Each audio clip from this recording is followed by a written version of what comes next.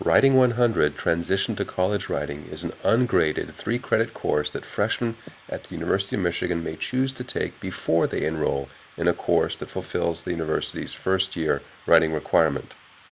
Students choose this course via an online directed self-placement or DSP process. Incoming students take the DSP prior to attending their summer orientation session. It involves reading an article, writing an evidence-based argumentative essay about the article, and then answering 10 questions about the experience of writing the essay as well as prior writing experiences. Students elect Writing 100 for a range of reasons, but most say they do so because they feel unconfident in their readiness to take on the kinds of writing tasks represented in the directed self-placement essay. In 2009, the course was revised to better meet the needs of these students, and the electronic portfolio was added. The aim was to provide a site where students might reflect on their writing and their identities as writers in a cohesive manner, to introduce visual rhetoric, and to help bridge the digital divide experienced by some of these students who enroll in the course. For this video, we asked 4 instructors of Writing 100 to think aloud about their uses of ePortfolios, the affordances and constraints of these, and to reflect on how they have seen ePortfolios impact the growth and learning of Writing 100 students. Writing 100 students are what we call transitional writers. They lack some writing skills, certainly, but most importantly, they lack confidence and they're in need of developing a sense of themselves as writers and developing a writing process that is sort of tailored to their writing selves. They need more than anything to take ownership over their own writing. And ePortfolio helps because, I think, because writing is not confined to 8.5 by 11 pieces of paper. I thought carefully about what my goals were for the role of the ePortfolio in the course. I really wanted students to look critically at their own development throughout the semester. And I wanted them to see assignments as linked to one another, that they were carrying new knowledge and skills forward from one assignment to the next. And I wanted students to consider real and imagined audiences for their work. I also knew from past experience that my students needed to understand visual rhetoric in order for the ePortfolio to be successful, and they needed to use it in their own writing in order for the ePortfolio to work and for students to see it as relevant. Though the writing was largely academic, I think the visual piece allowed students to feel like they could personalize that writing in a way that they often struggle to personalize with their voice when it comes to academic writing.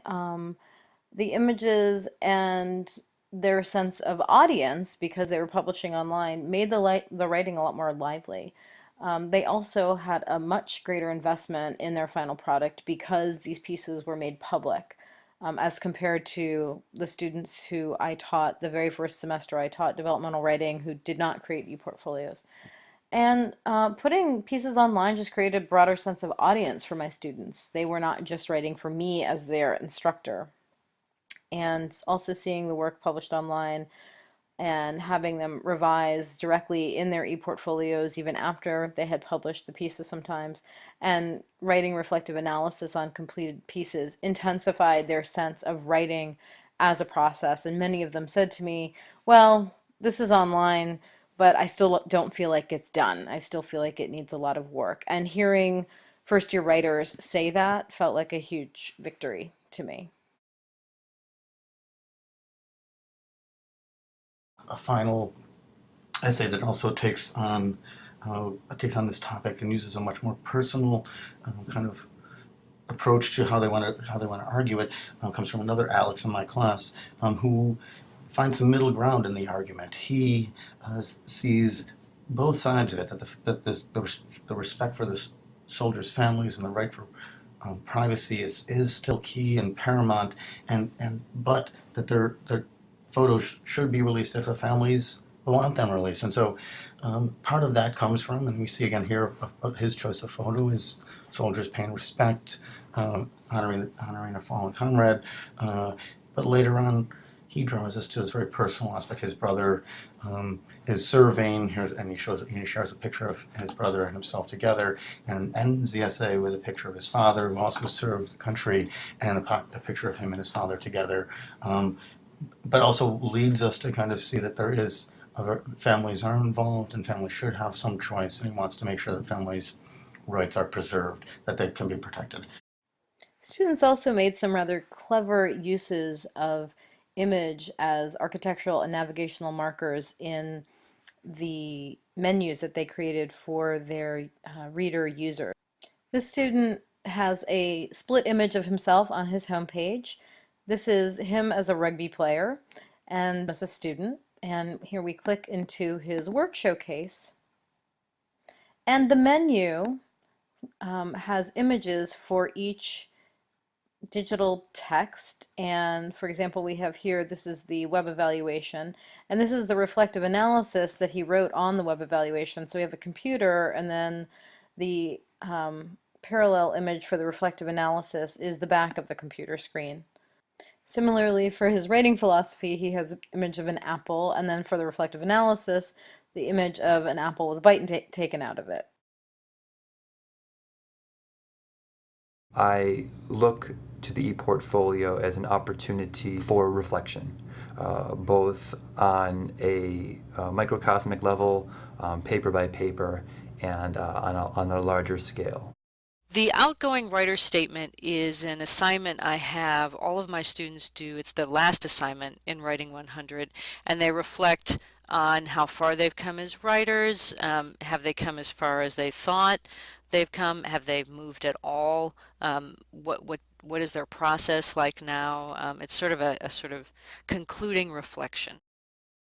For this term, I experimented with a different kind of final reflection, and that was one in which I asked them not to look back on the whole term generally and talk about their evolution as a writer, but rather to pick one piece that they revised several times throughout the term and show before and after versions of it, accompanied by a reflection that addressed why they made the revisionary decisions that they did. For both yourself and for your students, have a clear sense of the structure that you want the ePortfolio to take. You'll see here my student Jatu lists 4 major assignments and then a number of other assignments. And similarly, my student Clarissa has those exact same assignments, though listed in a slightly different order. But as important as having a clear structure is, it is as important to leave room for innovation. Leave room for students to make their ePortfolios. The students became pretty stuck in the models that they had seen of earlier ePortfolios in terms of creating an architecture for their site. So this is the model that my course assistant created the first semester that I taught the course with a visual rhetoric focus. This student very literally copied the same spatial form for her ePortfolio. And in many ways, I would equate students' struggle to imagine a different way of navigating through, or having readers navigate through their site and organizing their work pieces. It's not unlike students getting stuck in a 5-paragraph essay model once they're shown that in high school. There's something really impressive and fantastic that both Jatu's ePortfolio and then also Clarissa's ePortfolios do, and that's they buck the system a little bit.